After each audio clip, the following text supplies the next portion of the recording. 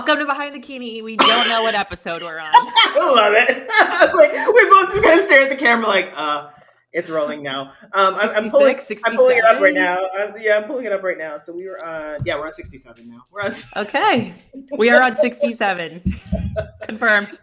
Confirmed. Oh my God. And you can tell, I just laughed and all of my veins in my forehead are like, there we go. Awesome. So you are on peak week. So peak week. Yep.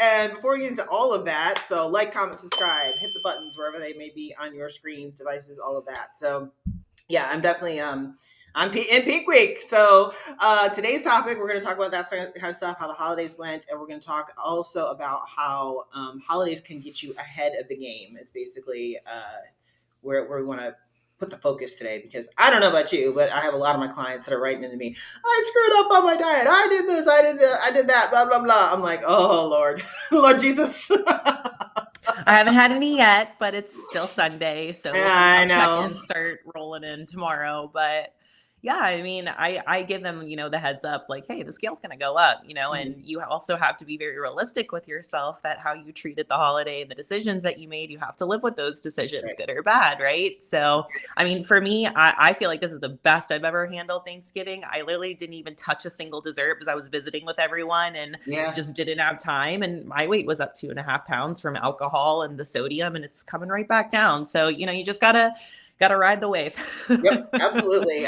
So yeah, we'll jump into that, but also, like, how are you doing physically? You just mentioned, like, you're coming back down. So how was the travel out to Florida? How was your Thanksgiving? Do you enjoy yourself? All of that. Yeah, travel out to Florida was great. I ended up going out on Monday to Tampa, and I got to get my hair done and see my best friend Kelly, and it's cool. Like, everybody's like, why do you still travel to Florida to get your hair done? And I'm like, well, it gives me the opportunity, number one, to go see my best friend, and then, I still want to invest in that relationship and make sure that her and I stay solid. And, she has a 5-year-old son, so it's impossible for her to come out to see me. So, and then it gives me the opportunity to also see my gym, so it's not a waste. Yep. I did have some plans to meet up with my dad, and we were going to drive over to Drew's parents' house together, and his parents are in Miami, so it's about a 4 to 4.5 hour drive. And then unfortunately my dad couldn't make it, so I actually had a scramble last second on Tuesday night when he called me, because we were supposed to leave on Wednesday morning. And I literally found a rental car. You can imagine, it's a holiday weekend, so there wasn't a lot available. I got there 20 minutes before they closed. Oh, wow. And then I was on the phone with Drew, and, when I'm in Florida, I'm on a different time zone, basically. Yeah. So I'm like 3 hours ahead in my brain, so 7 p.m., I still feel like it's 4 o'clock. Yeah. So he was like, if you feel good, like, why don't you just come tonight? That way you can, get here tonight. And it was a work day for me on Wednesday morning. I still had check-in. So I'm like, oh, that's actually a good idea. So I just got in the car and drove to Miami, and I got there about 12:30 midnight. And yeah, it was great. It was really, really great. Drew's parents do Thanksgiving so well. So it was really great to see everybody. Of course, I don't see these people when I'm, competing and whatnot, catching up with everyone. And it was truly like a holiday where, like, I focused on the people and not the food. Like, I was in so many conversations with people that I missed, like dinner being called, and didn't even get dessert. And it was cool. It was just really, really cool to visit with everyone. So got back super early Friday morning. Well, we left for early Friday morning, and we're home now till NPC Nationals. Drew's heading out to Battle of the Bay, so you'll see him in a couple of days. Yeah, but I'm staying home with the puppies. Yeah. But yeah, all's really good over here. I'm feeling really good right now. Training is, like, super intense. It was so cool yesterday because Jamie had the weekend off, so we all went to the gym together. So me, Jamie, Drew, Nikki, Jamie's son Aaron, and we're all in our, like, little private gym, like, smashing it together. It was so fun. But I'm having a really good time right now. I'm growing a lot. I did check-ins right before Thanksgiving and put my side-by-side photos together 2 weeks ago till then. And, like, I checked into Jamie. She's like, what is going on with you right now? You look insane. Like, I'm just growing like a weed right now. My body's just really happy and thriving. I'm getting some lab work this week, my post-show lab work. So I feel awesome. Everything's really, really good. Yeah. Oh, that's How good. Those are all good things. Yeah, I'm ready to put some body fat back on. It's so especially with it getting cold. I hate it. It's so cold. It's it's very odd for me right now because it's funny you just said that you put your side by sides together, because I just did that from my Sunday of peak week from before, like in September. And I'm like, Yes. I look like a different person. I'm like, I can't compare. I'm like, I can't compare the two pictures. Like, I It's not really even look a comparison. and I just don't know. I'm like, how did that happen in just a couple of months? You know what I mean? So it's mentally, it's a little bit difficult because I'm up a couple of pounds from where I was, back then, but I'm also fuller and rounder, and I'm just as conditioned. And plus, like, the biggest thing that I've had a hard time with is my glutes not wanting to release in my back pose. So I used to have to really like push hard and all that kind of stuff to get my tie-ins to show and all that kind of thing. I don't have to do that anymore. So it's very, very difficult for me. They just want to like clench up, right? They just want to be Mm. tight. And I'm just like, so when I get into my back pose, I have to stand there and like go, I just let myself stand there and relax, And as soon as I do that, they fill out, they're nice and round and full. And I'm like, oh, that looks great. You know what I mean? But it's such a different look from what I've had before that it's mentally hard. I think this is right. I'm like, I just don't even know. You know what I mean? Like it's very hard. So, even like my front pose looks different. Everything looks different. Everything looks different. And it's just like, it's a good thing. I look fuller. I look rounder. I'm tight. I'm not jiggling or dropping or shaking. So it's not body fat. You know what I mean? It's roundness. It's fullness. It's that density that I've been looking for. But I'm just like, it's just so different. It's hard. It's It's like, funny. We were posing Angela White yesterday, and we're trying to get her to like kind of loosen the lat a little bit. She yeah, just has these beautiful lats, and she was like, "We're like, just don't do anything." And so yeah. she's literally just, and she's like, "This feels so weird. Like when you go from like posing and like feeling something to just standing there, it makes you feel like it's wrong." 100%. It's so Yeah. hard. And like, the biggest thing that's changed that too is I've been getting the body work done, the dry needling and everything. And with the dry needling, what that's done is that's opened up my glutes a lot more. So it's gotten rid of a lot of the bound up tissue in there. So I feel things back there that I didn't feel before. So like, I feel myself, even when I'm sitting here, I can feel myself clenching my glute. And I'm like, no, just relax. Like, God, like, because there's just like, there's just muscle imbalances and things I've got to work on and stuff. So I can feel it now. And I couldn't feel that before. So it's like, it's almost like it's a blessing, but it's a curse too, because I was like, before I didn't know it was a problem. Now I know it is. I'm Yeah. like, it needs to stop. So Yeah. I've gotten to the point now, like I've got my poses set. I've got my routine set. It is what it is. I'm just going to go out there and have fun. Like at this point and just see what I look like and see what happens, because I've been overthinking everything all the way through. You know what I mean? Last week was a big mind fuck with getting my period, because my whole body was like sore everywhere. And I'm just like, Mm. it was a very, very hard menstrual cycle. Like mentally, physically, very hard. Like even right now, I'm still sore. Like I went and got a massage on Friday, my last deep tissue massage. And it was just, I was so tight. Like it felt like I hadn't gotten massages done in, I don't know, ever.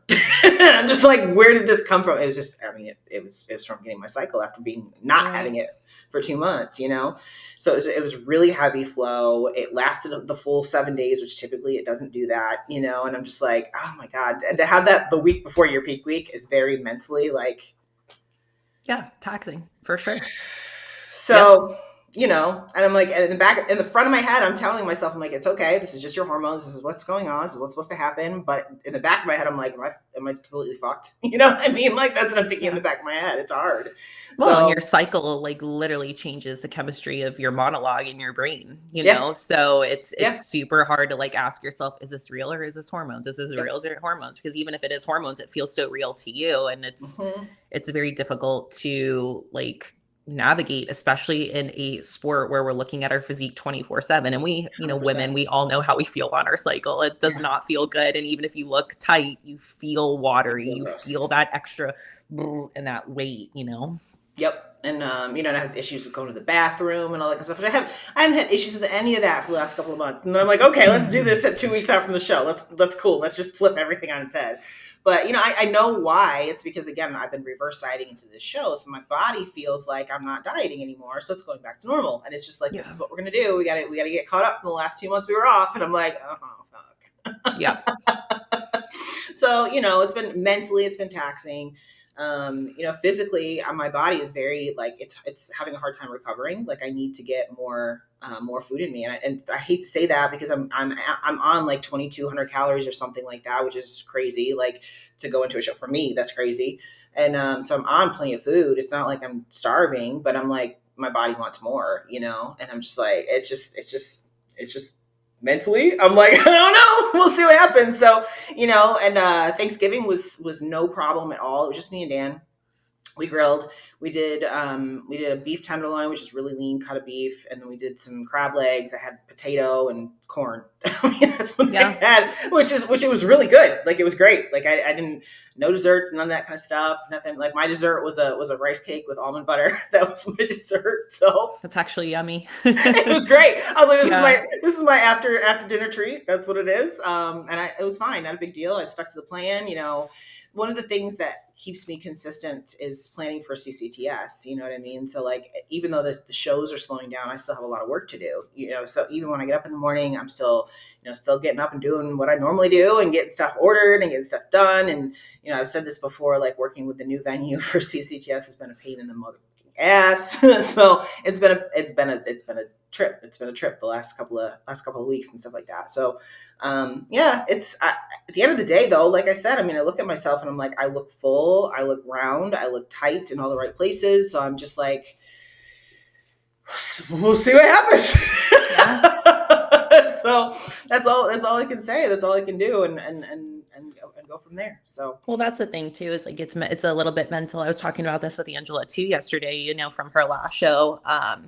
They wanted her hamstrings to be a little bit softer. So, we got to soften her up, which means the scale's going to go up. So she was like, the scale's not going down. The scale's are. And then we saw her in person and she is literally still peeled. And we're like, the scale shouldn't be going down right now. It should be going up. It's when you've been doing that for so long and, you've been dieting for, so long, and then you decided to do the show and kind of go a different way with, your approach, the scale should be going up at this point, but it's still mentally taxing because you feel like you should be doing the opposite. That's right. And we put so much weight into numbers. It's no pun intended. We put so much weight into numbers that it's hard when you're looking at those numbers and you're not sure if they're computing correctly. Because, again, logically, it makes sense. Logically, if you want to be softer, you should be carrying more weight.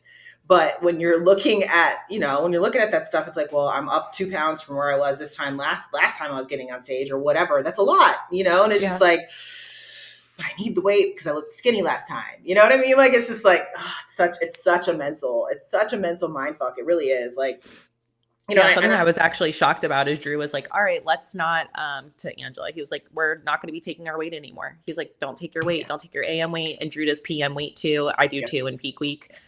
He's like, let's not take the weight. Let's just keep chasing the look. And honestly, like, that's what Bikini is at the end of the day. I tell people this all the time. Like, in peak week, I really don't care what your weight is. I'm chasing a look. I'm not chasing a number on the scale. So, like, really, we could throw out the scale during peak week and chase just a look, but it is good for data purposes. Are you dropping? Do I need to give you more food?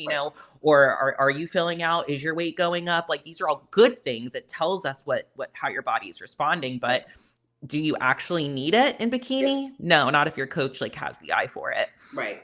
Well, there's different purposes too. I'm glad you brought up the AM PM weight because I do it for some of my clients and some of them I don't. And it's based on how they're processing their food and stuff through the day too. I want to see that kind of thing because that tells me what they're going to look like the next day. If they're holding on to excess weight through the day, they're not digesting their food well, that kind of thing, or, maybe we've added in different supplements or something like that. We want to see if they're maintaining or retaining or anything like that. There's different purposes for the AM PM weight. And I've done it for different girls for that reason. But also, like you said, the mental aspect of it, for some people, they can't handle the mental aspect of it. So you need to get rid of it, Yeah. So you got to treat it's going to deter them or make them more stressed or more focused on the physique, which was what was happening with Angela. Then it's not at that point beneficial to the athlete. Now, does it help Drew and I? Yeah, absolutely. It's something that we do every night during peak week is we'll open up our spreadsheets of our athletes and see what their PM weight was. And then if we know that it was down from the night before, we're like, oh God, they're burning through food. We're going to have to make sure that we make that adjustment tomorrow morning. So it gives us an idea of what we're already going to be doing with that athlete. But again, we don't necessarily need that. It just helps us stay on top of the peak and what we think is going to happen in the morning. That's right.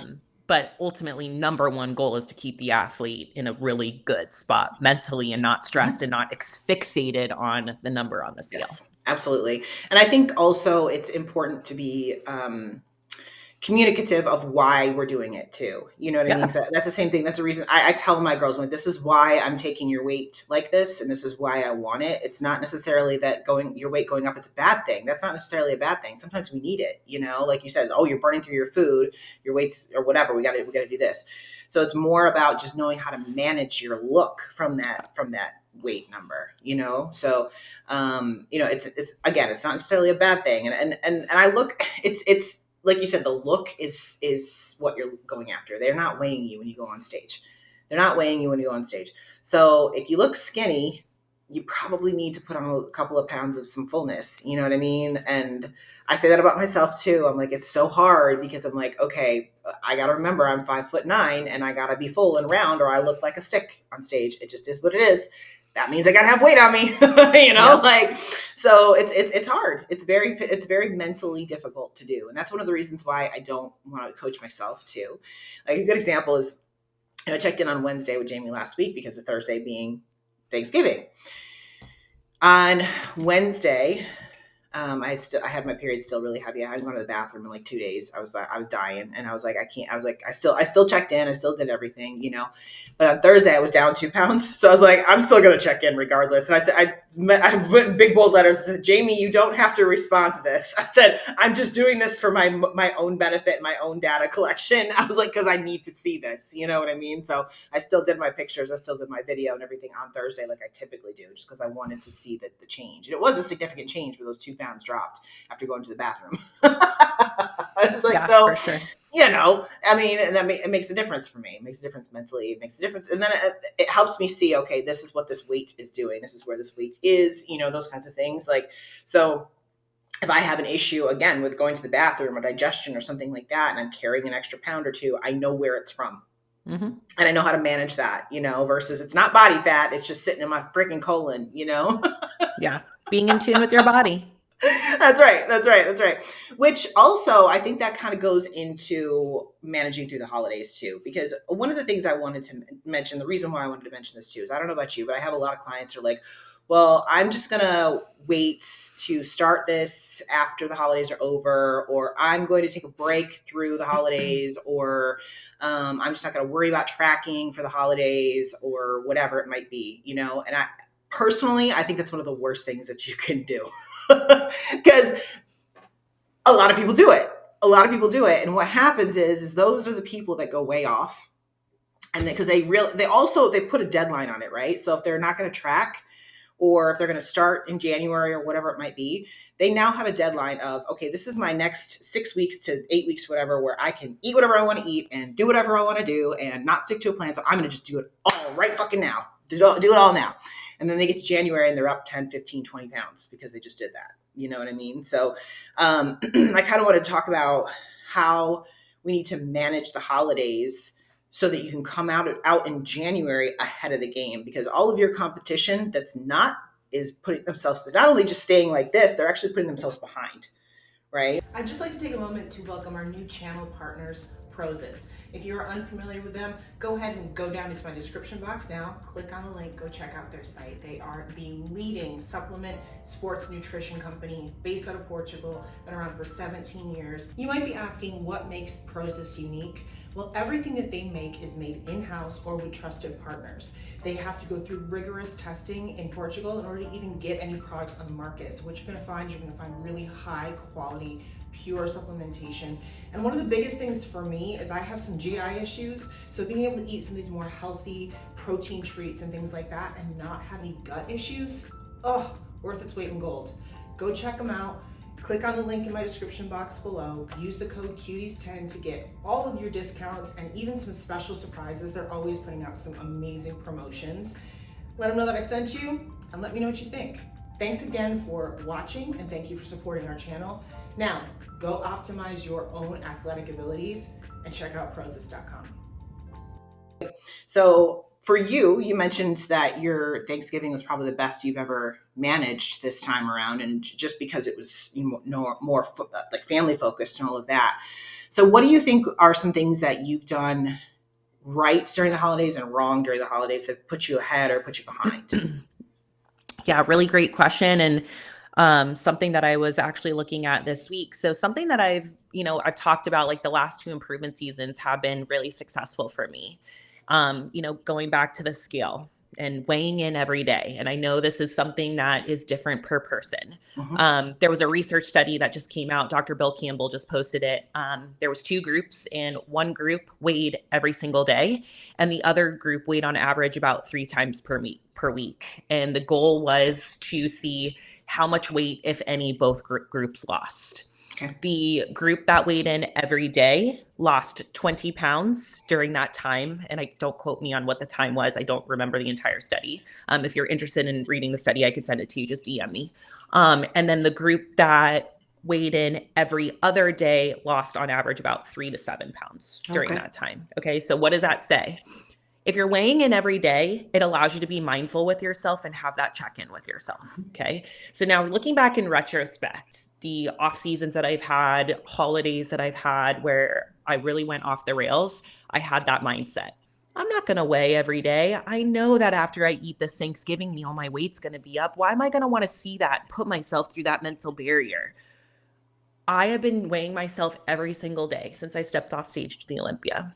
And when I step on the scale after, a free meal or after a couple of glasses of wine, and I see that the scale's up a couple of pounds, it really, really helps me get back on track the next day and not have the fuck it mentality.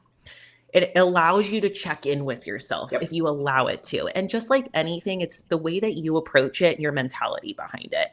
So for me, I think it's me staying accountable to myself and understanding what my goals are. And honestly, weighing in every day right now is really, really helping me understand what I can and cannot get away with. And I think that's where I've really gone wrong in the past is I've allowed myself so much flexibility and like this mental freedom from the scale, but then I lost touch with the accountability with myself. So that's something, honestly, I think that's really helping me right now. And I do have the mindset right now that I'm in prep still. I don't want to, blow up like I have the last few improvement seasons. Even at the end of last improvement season, I wasn't happy with where I was at. We moved to Arizona. Those last 2 months, I was having a lot of fun, exploring my new city and things like that. Like, to me, like I'm still in prep.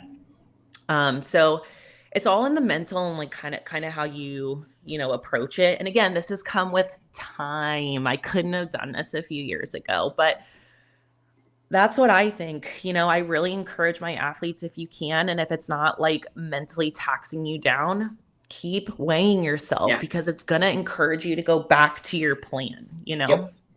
No, I agree with you 100% because I'm the same way. I weigh myself every single day. And it's, again, more about collecting the data because I know what's affecting that scale versus like saying, oh, I think I know. No, I know what's affecting that scale. It takes the emotion out of it for me and it puts it back on okay, this is what needs to happen. Right. One of the things that you said that just kind of, that triggered something in me is, I see this on social media all the time is like the memes and stuff like that, where people are like, just eat the fucking cake or eat the pie, have the, enjoy the meal for one day, just eat, like, I hate that mentality of just eat, just go for it. Cause what happens is it's not just that one meal. You end up spiraling into, okay, I'm gonna have one piece of pie. No, I'm going to have 2. Okay. Well, I didn't try this one, so let me try this one too. And then you got leftovers. And so you're like, oh, well, I'm just going to make myself a leftover, sandwich or whatever. And then it turns into, oh, let me have some pie with that leftover sandwich, and it keeps going and keeps going and keeps going and keeps going. It's not just one meal, right? And I always go back to, I'm like, why are you going to punish your body as a reward for yourself? Like, that doesn't make sense. Your body doesn't want any of that stuff, right? Now, I'm not saying you can't eat it. I'm not saying that, but I'm saying like, eat it mindfully. Like say, okay, listen, I'm going to do it now. I'm going to have my portioned meal and then I'm going to weigh myself the next day and see the 3 pounds, 4 pounds on the scale and realize, okay, I got to stop now, And like you said earlier, I don't remember if this was on here or before we started, but the alcohol is a huge trigger for a lot of people. As soon as you start drinking, you're like, well, fuck it. I'm just going to have some more. Let me just go eat more. I just had that with check-in with one of the girls this morning. I said, there's a real pattern here. It's like when you start drinking, then it's like game on, let's go, it's over, you know, like, Yeah. so whenever you have your free meals, we got to remember that, stay away from the alcohol, because the alcohol is what's mentally for you. Just you say, okay, fuck it, you know, let's go. It's not And even triggers the food. inflammatory process. Correct. That's right. Like I couldn't get my ring. It's still a little, like I can usually pull my ring right off. Like this is all sodium and drinking That's from right. Thanksgiving. Like it literally makes you swell. Like your That's right. body's like, this is not good. Let's get this out of here. That's exactly You know, right. so and then two, the day after the holiday, instead of just going back to your normal meals, feeling satisfied and on plan, what do people do? They restrict. And then they don't eat their normal meals. And then what do they do at night? They start binging more than likely on the foods that are in the fridge from Thanksgiving the day before. So you just put yourself in a caloric surplus anyway from the binge. So why not just go right back to your chicken, rice, and your whole, you know, nutrient dense foods, make yourself full and satisfied. That way you don't want to grab for those That's things. right. And I get it. It's a cyclic cycle and it's something that you just have to learn and get used to. And it's a challenge. You almost have to challenge yourself. I'm going to eat all of my meals today, even though I saw the scale was up 4 pounds and I eat like an asshole at Thanksgiving yesterday, but I'm going to challenge myself and get back to normal routine today and feel full. And then you're going to notice that the scale starts going back down, you know, and I get it. I really and even do. that with how you taste things too. Like once you introduce sugar, you want more. You know, once you it's a drug. I mean, it legitimately is a drug. It shoots your body like up and says, "Ooh, that feels good," you know, and your body wants to feel good again. It wants that rush again, so it wants more sugar. You know, it's just it's a drug, literally. So it's just a constant cycle. So, you know, there's this concept of you just, you know, this I deserve it. This is my reward or whatever. Blah blah blah blah blah. No, you deserve to be healthy, right? I Like say that all the time. Yeah, you that's like deserve the to biggest fuel your lie body you right. can. Yeah, you can tell yourself is my body deserves this. No, your body Right. deserves you to be healthy. That's And right. again, that's not to say that having a slice of apple pie at Thanksgiving is a bad thing. Right. It's not. But what's your monologue around it? You know, and something that I think of too is all the years I've done this, and I had an apple pie, and then I went back for the Oreo pie, and then I went back for that cookie.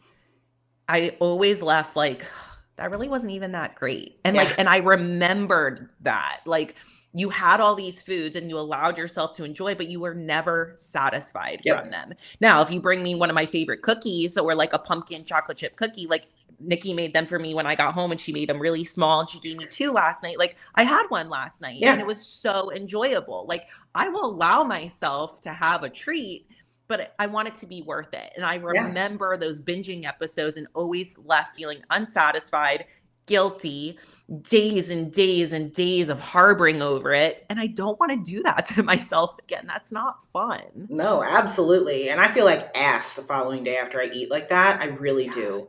Like I was on the plane coming home and I had so much, and I didn't even eat like an asshole. I really didn't. Like I had so much like just like gas and digestion and sodium. Like I was and then you're in the air with like the change in cabin prep. I was suffering on the flight home. Like I don't ever want to feel like that again. That happened to me when I did Hawaii back in, I think it was 2017 or whatever it was. We stayed for an extra week and we just went and drank and ate and did all the things you do in Hawaii, right? And when we flew home, this was right after a competition. When we flew home, I was so swollen. I was sweating on the plane. I was like, I can't. I'm like, I had to unbutton my pants. I was like, I can't. I'm like, I can't even. Like, I can't. I'm literally pouring sweat. It was bad. Physically ill. Yes. From food. Yes. Mine was from sweet potatoes because my body, I love sweet potatoes, but they don't love me. My body doesn't love them. So I had a lot of sweet potato, but wrong move. Yeah, it's just like, you know, and you learn those things, right? Absolutely. So, I knew when I was picking it up, I'm like, I'm gonna, it was a choice. It was a choice that I made. I knew it was going to screw me in the end, but I made the choice. And at the end of the day, again, it goes back to, okay, so let's say we just did that. Now we know, again, go back and step on the scale the next day. Like, okay, this is going to keep me accountable. This is going to make me stick to what I'm going to do. Now, here's the reason why I bring all this up, because if you can do this, and if you can do really well during the holidays, you're setting yourself up for 2 months more of advancements than the people that fuck off. Yeah. Get ahead. You know? And I would say the majority fuck off. So if you can be the minority, right, and you can really find a way to create balance, you're going to be ahead of the game, and what does ahead of the game mean? I mean, that can mean anything. You're staying leaner through the holidays. You're gaining muscle through the holidays. I'm trying to be super, super realistic with myself. Like, obviously checking in with myself every day on the scale, but like I put on a little bit of body fat in my midsection over the last couple of weeks, but I know that I've had some untracked meals off plan. So that's why it's even more important to me that when I'm home and I can stick to plan. Last night we had a couple of friends come over and Drew and the husband grilled, and me and her brought our own food, and we stuck to plan, because to me, it's not worth on a random Saturday night when we're at home binging and eating, something off plan. I'd rather save that for closer to Christmas when people want to go out to eat or something like that. Like, so it's literally just picking and choosing what's worth it and what's not. It's very, very simple, but it's a choice at the end of the day. Well, and it goes back to overall health too, because, I talk about this too. I'm like, I'm no spring chicken. I'm 43 years old. You put on an extra few pounds, 10 pounds, whatever at this age, it doesn't come off as easy anymore. You have skin elasticity problems. You have, all of these knee problems, all of the things, all the joint problems and issues and all that kind of stuff. You know what I mean? It's not even just about looking good anymore. It's also just about your overall body health and longevity too. It's like the more weight that you put on, the harder it gets to take it off when you get older. It just is what it is. That's part of it, So if you think about it that way too, even just beyond just the competitive aspect of it, you gotta remember, like, you've got one body to live in. And that's it. Like, I look at, and I hate to say this, but I look at some of the people that I went to high school with and went to college with, and they look like they could be my parents. And I'm just I see that too. It's awful. It's awful. It's so bad. It's so bad. I said this to Dan the other day. I was like, aren't you glad that you married a woman who takes care of herself? Yeah. I'm just saying. And he's the same way. I mean, he's almost 60 years old, and you wouldn't know what to look at him because he's kept himself in shape this whole time. He still goes in and trains just as hard as he did when he was in his 20s. I actually scolded him yesterday because he was sore. He said, my legs are sore because I was squatting, 460 or whatever. I was like, why are you doing that? I'm like, you're almost 60 years old. You don't need to be doing that. He's like, because I want to get stronger. I'm like, but you're almost 60. I was like, you don't need to do that shit anymore. Probably stronger than 85% of 60-year-olds currently. Yeah. Well, and the thing too with him is and just a little background on him for the people that don't know. I mean, he was a wrestler growing up. He went to college for wrestling. He went to college on a wrestling and football scholarship. He was very, very good. He's almost 60 years old, and he has taken zero anything. No HRT, no TRT, no nothing his entire life. And he's basically still got the testosterone levels of a 21-year-old. So he hasn't had to do any of that stuff because he's kept himself healthy and athletic and active this whole time. So it's a consistency thing over time. It's not okay, we're going to fix all this in 2 months, like the New Year's resolutioners. No, your resolution should be to be healthy every single fucking day of your life. That's what it should be, Yeah. And again, going back to, okay, so let's say we stay on plan through the holidays and those people go off. Well, guess what? If they just went off for 8 weeks, guess what they got to do? They got to go back on for 8 weeks just to get back to normal. Correct. Yep. Just to get back to baseline of where they were, where were they? Where did they start? Right. So when you start putting this into the concept of competing, right? A lot of people will try to compete in the fall, and then they'll take off and they'll compete again in the fall. That tends to be the case, or they'll compete in the spring and they'll come back and they'll compete again in the spring. So when you put that into context of competing, right? Let's say we just competed in the fall. So we're coming in, we're still reversing right now because there's a lot of girls reversing right now. I see this all over the Facebook groups and stuff. People are blowing their reverse diets left and right. I'm seeing it all over the place. I see that too a lot right now. All over the place. What do I do? Reverse. So let's say you're reversing right now, okay? And you go through the holidays and you stay strict and you stay tight and you stay within your reverse diet and everything like that. Well, you're going on a great pace so that you can go back into prep again over the summer and compete in the fall. If you don't do that, you've just set yourself back by 2 months. Just through the holidays. You didn't make any gains, any quality gains, fat gains, but no quality gains through the holidays. So then you got to come out of the holidays and say, okay, well, now I've got to make the quality gains. So not only do you have to lose the body fat, but now you have to gain the quality gains too. Guess who's behind by 4, 5, 6 months at this point now? And now you're realistically, whatever the scale weight is probably going to stay the same because with where your body fat's at, it's almost going to recomp a little bit when you get back to plan. You're going to pull off body fat, but hopefully you gain a little bit of muscle, but then you're still in your head about what the scale weight is. Yep.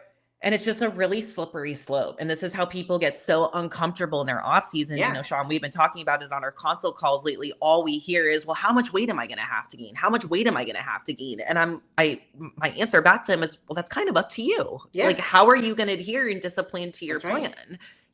And my job as your coach is to make sure that we get the body fat off when the time comes. So of course I don't want to gain an astronomical amount of body fat. The last 6 improvement seasons, I never wanted to get that heavy, but I screwed off. And so I had to deal with the consequences. That's right. So it's like, you have to be real with yourself and take accountability for your actions. Either way, that's the thing, is like, when you're in that moment, and that's the thing too, is like, set that boundary with yourself ahead of time before emotions are high. And emotions get high in a group setting with your family, with people that are pressuring you. When you feel a little bit weaker and there's really good food and alcohol around you, you have to set that boundary with yourself ahead of time and just try to stick with it as best as possible. Because if you don't go in with a plan to a situation like that, you are going to make the wrong choice. It's bound to happen because it's an emotional choice. That's right. You have to make sure that you protect yourself that way and lay that boundary. What am I willing to do today that I can live with when I wake up tomorrow? Yep. And what I suggest, again, sit down and make a timeline, right? So going back to, let's say you want to compete again in the fall, we've just done all that, right? And we get to the point where we've just fucked off for 2 months, so now we got to get back to where we were. You get to I see this happen all the time. Girls get to summertime, like, okay, I'm going to start prepping for fall shows. They get on stage at the fall shows and they don't look any better. Sometimes they look worse. It's like, do you realize why, right? Because your entire off season, you were trying to get back to where you started from. You didn't make any quality gains. You just got back to normal, and then you cut again. Yeah. So they cut their own timeline. That's right. Because they gain body fat, and then they're not willing to gain more to build muscle. They just want to get right back in a cut. And then they're like, well, I didn't change. I didn't grow. Well, you didn't allow yourself that time to grow. And also too, you have to think, like, if you're putting on that much body fat in such a short amount of time. Okay. So it's not even just the body fat that's an issue. Think about what's going on internally with your hormones, with your 100%. Insulin resistance. Like, you are then putting yourself at a disadvantage internally to be able to grow muscle as well. And it takes time for your body to find the balance and rebound from those things. 100%. And like we were saying before at the beginning of this, where we were talking about, sometimes it's a good thing to see that scale go up, like when you're in this recomp phase, like where Angela's at right now, where I'm at right now, that kind of thing. When you are in your off season, the scale going up doesn't mean you are gaining quality weight, right? Like, people always think, oh, I got a bulk. Like, this was, I think we're getting through this, where people aren't thinking like weight gain equals muscle gain anymore. I think we're starting to educate people on that. But for a long time, people thought like, okay, if I'm putting on 10 pounds, then that's 10 pounds of muscle. It's like, no, it's not. I agree with you. I almost feel like it's going the opposite way now. Yeah. You know what I mean? And that's where we're seeing on the consult calls that now we need to kind of like, you should be gaining in your off season, but it should be at most a half a pound per week if food is increasing. If you're just kind of maintaining and cruising, you should be maintaining and cruising. Yeah. And the weight gain does not equal muscle. Weight gain does not equal fat. It's whatever you're doing to support that weight gain. Whether if you're blowing your reverse, then you're putting body fat on. If you're doing well with your reverse, then you're probably putting on a little bit of muscle too, right? And it doesn't happen overnight. And the other thing too is like we said with the putting on the body fat aspect. Well, when you go to cut again, the majority of the weight that you're going to cut off first is going to be muscle. If you gained any, it's going to go away because that's new tissue. When it's new tissue, that's the first. Yeah, that's the first thing your body's going to eat away at. It's going to be your new tissue. It's not going to be your body fat. So yeah, that's what I feel like people don't understand too. Like when we talk about intensity and density, like density is like quality muscle. It's not like making the muscle and then it's there. It's making the muscle and then making it thick and firm so that when the time does come, you keep that muscle. If you put on this brand new tissue and you see a little bit of growth and you're like, cool, I'm ready to prep. And then you start cutting and then you lose that tissue and people are like, well, what happened? I had glutes in the off season. Yeah, you did. And then you just burned through it to get lean again. Like Yep. that's where like if we are growing and your body's responding, I would rather take a little bit more of an off season and make sure that we keep that muscle, get it nice and firm and thick and really get it dense. Mhm. So that way when we do cut, it stays around. Yep. Just And because you can, start seeing it doesn't mean it's time to start prepping. that's That means right. it's working. Keep going. That's right. And like, and you know, like I said, with what's happening with me right now between the two shows, it's been 2 months, you know, and I've filled out, like my density has gotten better. And it's because I've kept myself so strict. It's because I've kept myself on that plan so strict. We've said this from the beginning. I was like, yeah, I might be able to get a little bit denser between now and the two shows. It's really more about my mobility, fixing some posing issues, things like that. But I'm seeing different shapes in my body that I didn't see before. And it's because I'm able to feed that muscle and I'm able to get it thicker. And everything that I'm doing daily is working on getting that muscle thicker. I haven't put on body fat. I put on thickness in the density in the muscle. And there's different ways to test this for myself. I don't know about you, but for me, I see it in my ass shake. And when my butt doesn't jiggle, I'm like, Not dense. like when my butt doesn't jiggle, I know that it's muscle and it's not fat. Like that's something I've always, since I've come back to competing the last 4 years, that's something I've always looked at is like, I see the little jiggle in my glutes. When I turn around to the back, when I do the walk to the back, I see that jiggle. I see that softness in there. And the last 2 months, it has not been there. And I'm like, okay, it's not fat, it's muscle. I'm like, when I turn to the back, it stays tight, you know? So that is for me, the indicator that I'm like, okay, this is actually quality that's going into that spot. You know, it's not body fat going on me. So it's, while the shapes are different, like I said, whole posing is different. Everything is different.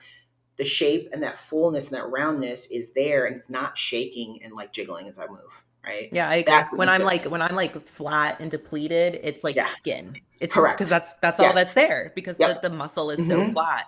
I also think too, like especially with me, I'm only at this point as of today, not even 10 pounds up from stage weight. I think I'm 6 or 5 pounds over stage weight, but my depletion weight is 118. So I'm like 9 pounds up from that. So Yeah. anywho, when you stay this lean though, and like I told you guys, like I am growing right now. Yeah, like a weed. 100%. And by the way, like HRT only, like just quality food and training. So totally natural right now. Mhm. Growing like a weed. When you're staying this lean, it's very easy for you to then also see too that you are growing. And it's, you know, sometimes when you're on the thicker side, it's like, am I growing? Is this body fat? It's kind of hard to tell. And that's where I've been at many times. I'm like, I think my upper glutes are growing, but it's also pretty squishy back there, you know? So it's hard. Now I can feel it. Like I know it's muscle. I could see the lines and it's cool. And it's also, it makes you want to stay on track further because you want to continue to see that quality muscle. So that's also something you could keep in mind too. Like maybe I want to stay a little bit leaner so I can make sure I'm seeing what I am seeing. And also too, like when you're an amateur, like your first 2 or 3 off seasons, I tell this too all the time, like the expectation unfortunately has to be that you're gonna gain body fat. You're gonna have to get to an uncomfortable level to put on muscle. It is what it is, but it can be maintained through decisions. But you know, when you're new to this, it's hard because we all follow our favorite pros and pros don't have to put on as much body fat if they don't want to, because we don't have to go through longer off seasons and we're just shaping and doing little things here and there. So it makes it very confusing to an amateur that's new to the sport who finds their favorite top 5 Olympian and in the off season they don't look as thick or their training isn't as intense and they're like, oh well, I'm going to do that too because that's what my favorite, you know, Olympian does. And then they have this unrealistic expectation in their head of how much they have to grow. So you know, going back to our consult calls and kind of what is right, what is wrong in the off season, it really depends. It depends on the person, how much muscle you have to grow, but it really, what you have to ask yourself is, how am I treating this off season? Am I treating it just like I'm in prep with a little bit more flexibility, or being real with yourself of, I need to rope it back in. I'm allowing myself too much flexibility. I do have an untracked meal per week, but I'm kind of blowing it every single time, you know, and really being honest with yourself that way. Like those choices, those small choices really add up at the end of a month, at the end of a 2-week period. Like they really add up. And find things that you can measure, meaning beyond just your weight and your body fat and things like that. You know, like I said, the density of my glutes is something that I notice all the time. 2 days prior to me getting my period, I could see like I was puffy on my lower back. I was like, what is that? I was like, that's not, I was like, how am I all of a sudden squishy there? That doesn't make sense. It was my hormones. I was like, oh, there it is. Right. So when you know those things about your body, like for me, I was looking at that. I was like, is that body fat? What is going on? But those are things that I know when that starts to get a little fluffy, it's because I'm putting body fat on. There's a reason. In this scenario, it was I was about to get my period, which I didn't realize that was the case. So things like that, things that that you can see. I always talk about doing photo shoots. I just did a photo shoot last week. I swear to you, I've never seen my muscle tone and my skin look as good as it does right now. Never. That's awesome. I'm just like, I don't need Photoshop. I was like, this is fantastic. Girl, you've never needed Photoshop. Well, right. Yeah. But my point is like, you can see the quality in the skin is better. Right. You can see the quality in the muscle density is better. I can see the fullness is better. The roundness is better. It's almost like aging in reverse. People say that to me all the time. It's like, you're aging in reverse. I was like, it's just because I'm really fucking strict every fucking day. I'm like, that's why, but I see it. I'm like, oh my God, like that looks, I look better now than I did last year. And it's not even the shape. It's not my muscle, like my shape of my frame or anything like that. It's the actual like skin quality and all of that kind of stuff too, because I've stayed so tight. And I haven't put on a ton of weight. I'm not ballooning the skin up and ballooning it back down. All those kinds of things. My body's been able to stay like this, right? I've been able to stay like this. The skin quality has stayed nice. And now that the fullness of the muscle is coming, it's pushing up and against, making like nice and full and round. And I'm like, oh my God, I've never seen my body do that before. So funny you said that because we just got our licenses redone 2 weeks ago. Yeah. And my license came in the mail. And I'm like, oh my God, this license photo looks amazing. And I put it up next to my old one, which my old one I got when I was on my 21st birthday when I was 21. Yeah. Like I look so much better now. My skin, the roundness of my face, the elasticity in my face, because I started taking care of myself. Like really that's diet, like low fat diet now, less dairy, like all these things that that we hear floating around affects you and your skin. I'm seeing it now 10 years later in those license photos, how much better. Listen, obviously there's Botox involved too. I'm not one to say that I'm all natural here. Same. Yeah. But from like the way that the youthfulness of my face and how tight it is. And like in that picture of me when I was 21, like my cheeks are so full. My skin is like almost like a little wrinkly, like, and that to me was, this is before competing, like that was all diet induced. I was going to the gym, but nothing serious. You know what I mean? So it's really, it's amazing. Like here I am at 32 years old, putting these two license pictures together. And who would I rather be? 32, where I'm at right now, like literally night and day. Yeah. And it gets better too. Like, again, I'm 43. So I look at that stuff too. And I look back at old pictures that I see on like MySpace and Facebook and all that kind of stuff. And I'm like, man, I was like, I really do look. Yeah. I was like, I really do. Like, again, back in the day, before bodybuilding and all that, I worked in the nightclub industry, all of that kind of stuff. And it's just like the culture we talked about with Sam last week. Yeah. Product of it. Yeah. Just the drinking alone, like the drinking alone is huge. The sleep, the lack of sleep, two big things. Yeah. We underestimate that, especially the drinking, goes back to the like liquid calories. People just severely underestimate alcohol too, because alcohol does have calories. For every 1 gram of alcohol is 7 calories. And the problem with that is your body cannot use those calories. So it's either inflaming to get it out or it's storing it because it has nothing to do with those calories. And people are like, oh, it's just a liquid, so I feel like it just comes out. Like that's the story you tell yourself, and then you get yourself in this position. Or this is the funny part too. I just had to have this conversation with one of my clients last week. She was logging her alcohol, but when you do that in MyFitnessPal, most of the time the entries in there say zeros across the board, right? If you just type in like your like whiskey or gin or whatever, it's gonna have zeros across the board. So no calories, no carbs, no fats, no nothing. It's just gonna log zeros. I was like, you log, I can't remember what it was like Jack, it's something or other, whatever she logged. I was like, you logged this 2 drinks. I said, look at, it's got zeros. I said, you went over your carbs. If you were to track this as carbs, you went over your carbs by 50 grams of carbs because of these drinks that you just did. And I showed her the nutritionist. She's like, oh, I didn't have that drink. I had such and such drink. I said, it doesn't matter. You still logged it as zeros. I was like, you logged it as zeros. It has to be logged as something. It has to be logged as either carbs or fats. I was like, and so because you didn't log anything there, you were over, right? So I don't have For a every problem one with you. drink, 30 grams of carbs. That's what I tell my, and that's on average. On average, yeah. This matters on type, the pour, Mhm. but I say for every one drink, 30 grams of carbs. Try if you're going to track it against your macros.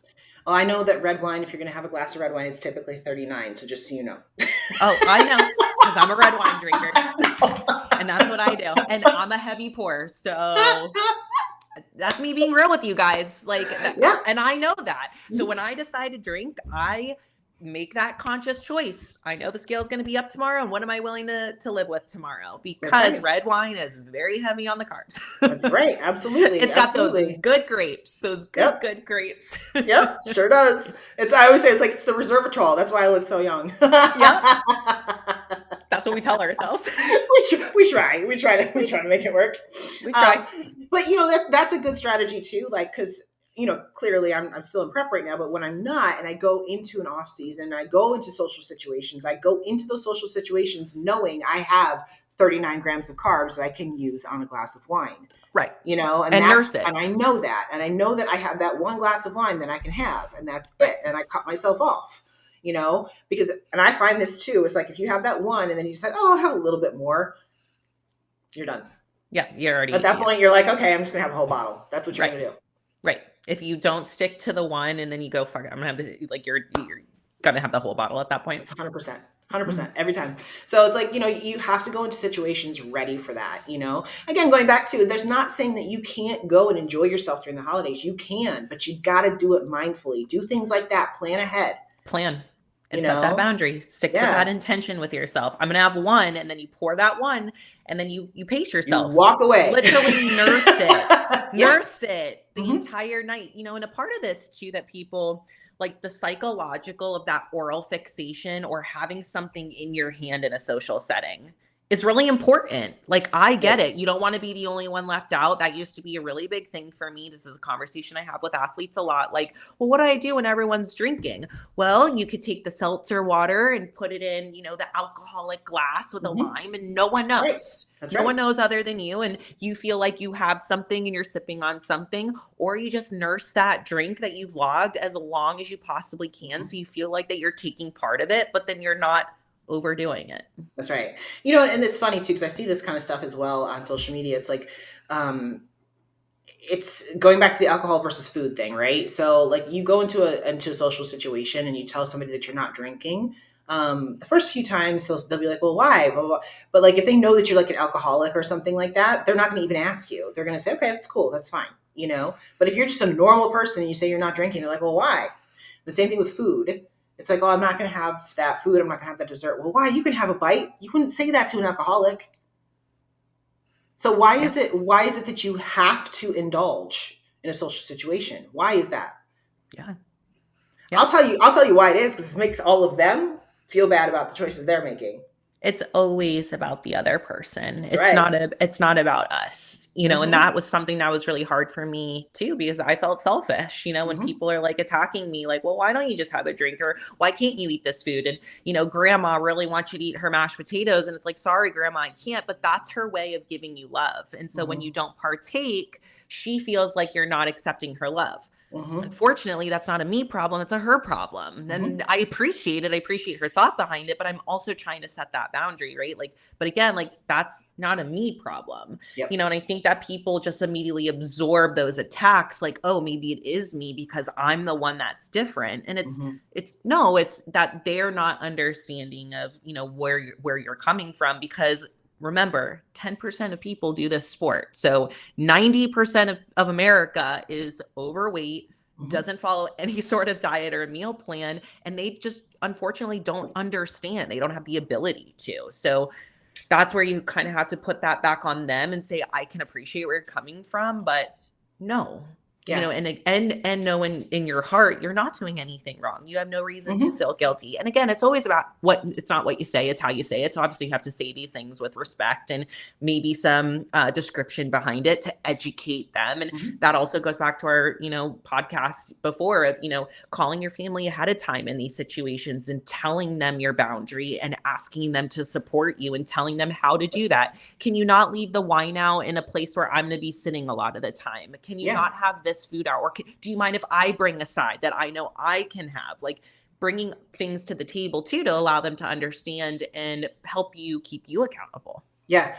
And the education part I think is a big thing too, because a lot of people just don't know, you know, I always go back to the conversation that I had with my dad when he was going through the cancer situation. And like you know, they were saying, cause cancer feeds on carbs, feeds on sugar, all that. Right. So I was like, Dad, if you just eliminate the carbs from your diet, I said, that's going to work wonders for you in this situation right now. Just get rid of all the carbs. He's like, oh, I did. All I have is fruit and this, that, the other. I'm like, Dad, it's still carbs. Like he thinks carbs and he thinks bread and, you know, pasta. It's like, okay, yes, those are carbs, but so is fruit. Yeah. I mean, that's carbs, that's sugar, you know, just because it's not refined, you know what I mean? It's still sugar, it's still feeding. So people don't understand. It's like, well, why can't you have the banana? Well, because that's still carbs and I can't have that right now. Some coaches don't even understand that. I got a girl this year that she came from me from a pretty high level coach, and the coach told her there's no reason to track fruits and vegetables. You don't need to track fruits and vegetables. She was eating like 500 grams of fruit a day. Like, what do you mean you don't need to track that? That is calories. That is macros. That is carbs. Wow. Yeah. I've heard that for greens, like don't track your greens. I've heard that part. This one was fruits and vegetables. Wow. And then she was putting it in MyFitnessPal, like she wasn't tracking. And she wasn't tracking it. And then she was like, oh my God. And I'm like, yeah. Oh my God, it's right. Yeah. And like simple vegetables too, like carrots and corn and stuff like that. They have a ton of carbs too. Yeah. Anyway, sorry, tangent. Well, but you're right. I mean, that's the hard part about finding coaches sometimes is like they just go off of whatever they heard on Google that day. You know what I mean? So, or whatever whatever their past coach told them or whatever it might be. You know what I mean? They just regurgitate what they learned in the past, you know. A lot of people do. Yeah. Yeah. Unfortunately. Yeah. Well, you know, like I said, at the end of the day, like even if you're not competing, right? Like you got to remember this time frame doesn't have to be just a fuck it time frame. Like, you know, a lot of people, I feel like this is just in general in life. People say, okay, fuck it for the last 2 months of the year. They just do. They do. And then they're like, okay, we'll start again in the new year. And I'm just like, no, this goes for everything. I'm like, what you do these last 2 months will set you up for success next year. You know, like whether it's in life, in business, in your family, in your spiritual life, in your food, in your training, whatever it is, whatever you do over the next 6 weeks to 8 weeks from you know, November through till January will set you up either for success or failure when you get into January. Yeah. Right? In all reality, the holidays are 3 days: Thanksgiving, Christmas Eve, and Christmas, not 60 days, not 2 months. So 3 days of your choice. That's what you set the boundary on yourself to have a fuck it mentality. But that's right. But the other 57, you should probably try to stick to some sort of plan, because look at that balance. Right. Yeah, I know. I'm like, I don't know how that equates to, okay, we can just eat whatever. Right. Like, well, the old saying goes, like, why put off for tomorrow what you can do today? Right. Like, truly that is the case. Like, why are we just, you know, in America, like, oh, well, you know, January 1st, we're just going to start all over again. Mm-hmm. Well, what's the damage that you're going to create in 60 days? You can create a lot of damage in 60 days. You know, it is true, like one meal isn't going to do anything, but if you do it for 60 days, like that adds up. Like, and I challenge yourself too. Like, if you feel like you're kind of getting into that spiral, start tracking. Mm-hmm. Like, just start tracking what you start eating through the day and what is actually going into your mouth. And just like weighing in every day on the scale, it's a way for you to be very accountable with yourself and mindful of the macros that you're putting into your body. And it will help you rope it back in a little bit more. But when we just do this out of sight, out of mind, it is a very, very dangerous and slippery slope. Yeah. Well, and find ways to make it compute for you too. Like you just said, 60 days, right? Well, if you're in prep, 60 days is half of a prep. Yeah. Would you just fuck off for half your prep? Would you just fuck off for half your prep? Yeah. And expect to still get on stage? Probably not. Right. And remember, the champion is made in the off season too. I think that, sometimes the thought process of like, oh, well, it's off season, like that's the time that you're supposed to make gains. That's right. Like this is the time you're supposed to improve. You do not improve in a prep. So that's 60 days that you're letting go of massive improvements that you can make to get that pro card, hit the Olympia stage, qualify for the Masters Olympia. Like that's 60 days of excelling yourself to that goal. And if you think about any other sport too, like we're in football season right now, right? So these high school kids, they're beating themselves up, or high school, college. These college kids are beating themselves up every weekend playing in games. They're not making improvements on their anything in their game from week to week. They're trying to survive at this point. This is recovery time. That's right. So when they get out of the college football season, what do you think they do? They go into their off season and they put on size and strength so that when they come back for football next year, they get better on the field so that maybe they have a shot at going to the NFL. Yeah. If they didn't do that, if they didn't go, like a lot of these guys, you got to remember too, with guys in their, their puberty and all that kind of stuff, they hit a growth spurt again once they get into college time frame.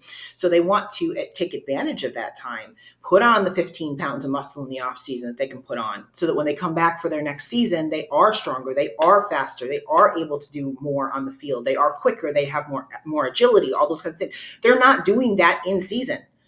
They're doing that off season.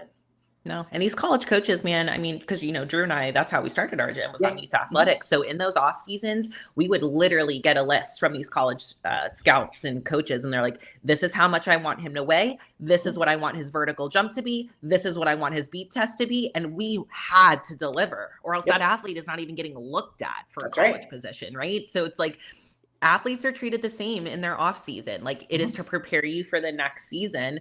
And every day that you waste is a day that you waste. Like that's how it is. Like, and it's also too, like how you start your day is how the rest of the day is going to go. I talk about this with my athletes, too, is like mindset's everything. Like I'll wake up and I'm like waking up on the wrong side of the bed. And sometimes I have to look at myself in the mirror and say, it's going to be a really great day today. Make today great. Go have a great workout. And just that little quick, like check in with myself really does change my mood. And like, I am going to make it a great day. I'm not feeling really good right now, but I'm going to make myself feel good. Yeah. Like here, what's in between here is so powerful. If you take the reins on it, and we have 100%. Control over those things. Mm-hmm. Absolutely. So with that said, if you guys fucked off on Thanksgiving, get it together.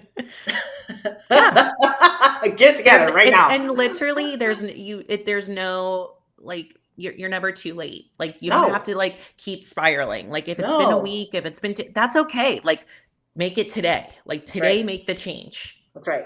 That's right. There's no sense in saying, okay, well, I screwed up one of the three. We just said 3 days through the holidays, right? So you just screwed up one of them. You got 2 more to still hit on point, right? Yeah. So, don't let this turn into a week. Don't let this turn into a month, and then into 2 months, and then into 6 months, and then to a year. And before you know it, you are so unhappy with yourself and unhealthy and all those kinds of things, right? So, stop right now. You're okay. You can get back on the horse. Right. Yeah. I'm assuming, like I said, I gave every one of my clients their stipulations, their regulations for Thanksgiving. I've already had a few of them reach out and tell me they screwed up. And I'm assuming I'm going to get a lot more of those tomorrow, so, it is what it is. We'll see how much damage has been done and we'll correct and rein in the ship. You know what I mean? And just figure out what we got to do. And for those that stayed on plan, fantastic, wonderful, great. Love it. You make my job easy. At the week of the holiday and after the holiday for coaches is a lot of the same conversation. Here's your guidelines. Please reach out to me if you're struggling. And then the week after, it's let's just get back on plan. Like let's get your body balance, and that's it. Like it's all about just finding your way back to plan. Something I've noticed this year, which has been a change in recent years, is that a lot of clients came back to me when I gave the stipulations for Thanksgiving and said, hey, I usually struggle with this approach. Can I do this instead? Or I don't really care about Thanksgiving food. I don't really want the holiday food. Can I stay on plan for Thanksgiving and can I really enjoy Christmas? And I appreciate that. I appreciate that kind of communication because then I'm also learning about them and kind of mentally what makes them tick. So it's also talking to your coach like, hey, like maybe this week you notice that the approach for Thanksgiving and what your coach gave you just didn't work. Like it didn't give you enough boundaries or you felt like a little too free or maybe you felt a little too restricted. I think that's a good point in your next check-in with your coach, like, hey, just a note for next time, I found this worked for me or this didn't work for me. So going into Christmas, I think that we should come up with this plan. And then that just helps us continue to communicate with each other and figure out what's best for you. So if you've kind of found something that you feel like works or doesn't, I think it's worth mentioning it or bringing it up in your check-in this week with your coach. Absolutely. And also just realizing, okay, let's make that one amendment. That doesn't mean it's going to be perfect next time, you know, but let's at least get rid of this one thing or change this one thing. So then that way we set ourselves up a little bit better for success next time and see how that works. Hopefully that helps to fix some problems. And then once we do it this way, then, okay, what else can we fix or what else can we tweak or whatever, you know what I mean? It's a constant learning and growing process. It just is, you know? And like you said, a lot of the conversations that we have these 2 weeks are very, very similar across the board, you know, have the conversation though. What I see a lot of people do though, is they just kind of ghost the clients.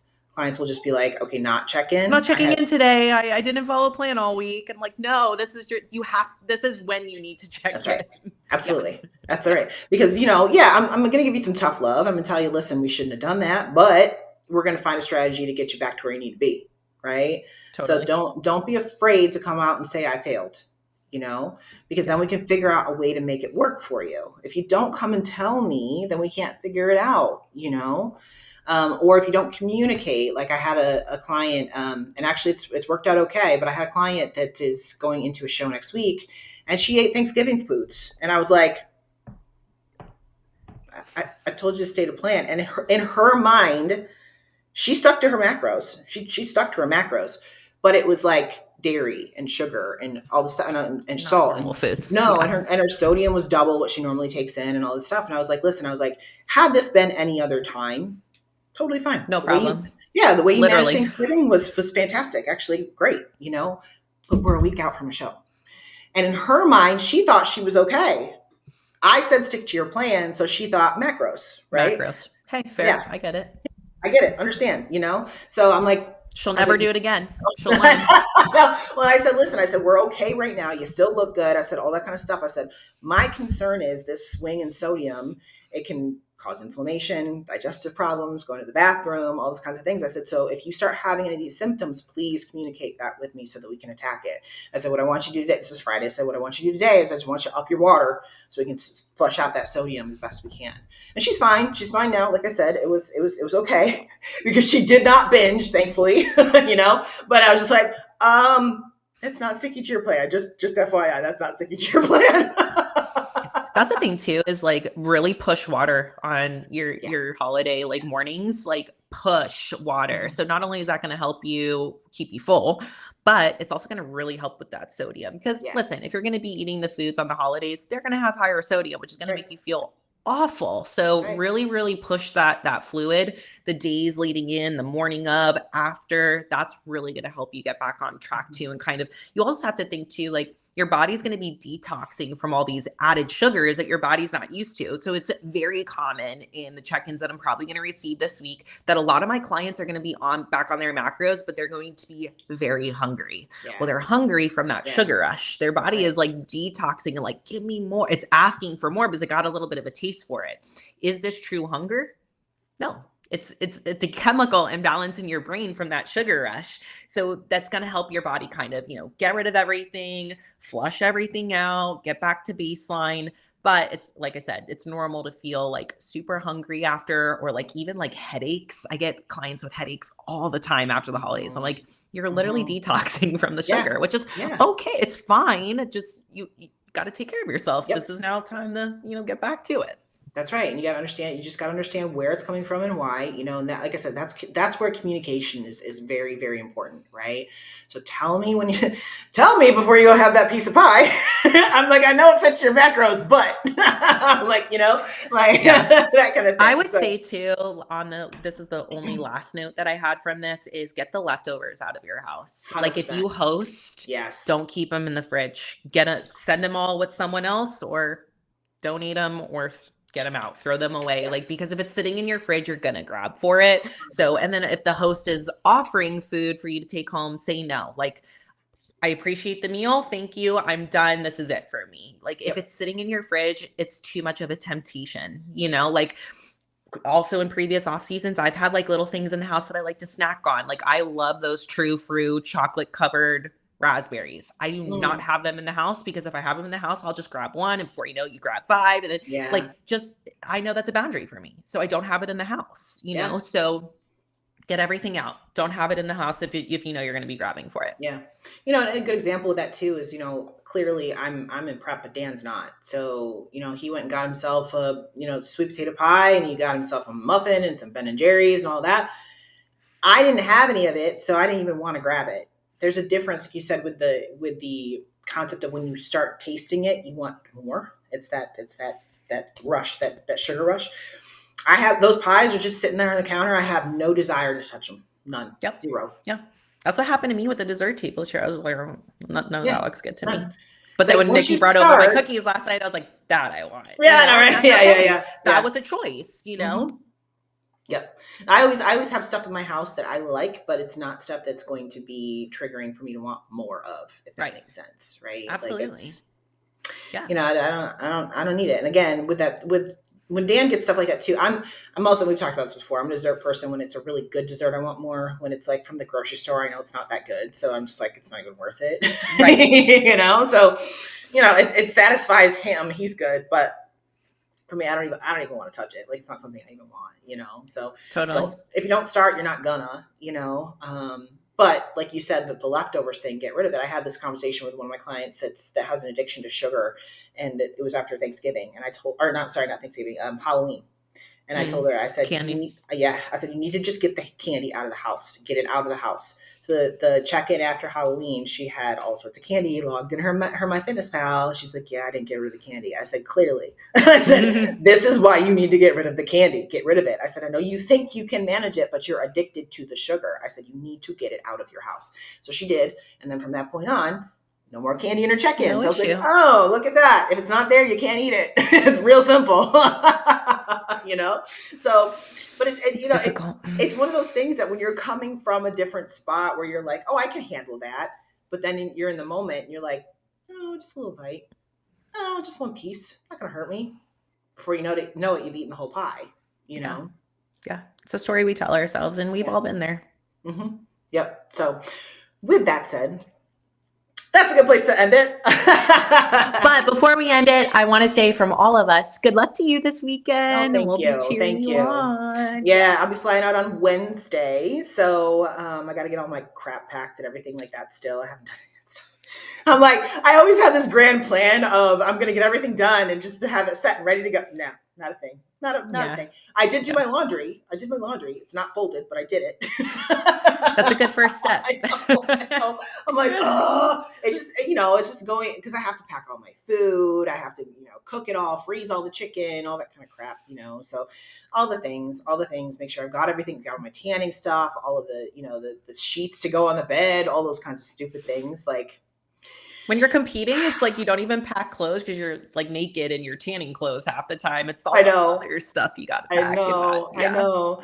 And it's like, typically I don't go out this early to a show, but it's California. So Wednesday, I'm going to be flying all day long. So like when I looked at flights for Thursday, they wouldn't get me in till late at night on Thursday. And I was like, I just don't want to do that. I'm like, cause I gotta adjust the time zone and all that kind of stuff too. So I was like, I would rather get in late on Wednesday, which actually I get in at the afternoon on Wednesday. So I'm happy about that.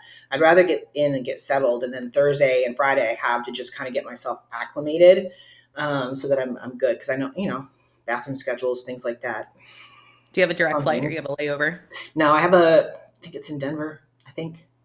But it's Southwest, which is good, which means I can take 2 bags. I can check 2 bags. Yeah. I was like, that's I hate important. the Denver airport though. The only thing that's good about the Denver airport, if you have American Express, is they have the lounge. But other than that, Denver airport is so big. I hate it. I can look it up right now. I'm like, now I'm wondering. I'm like, is it Denver? I was like, I hate the layover there because Denver.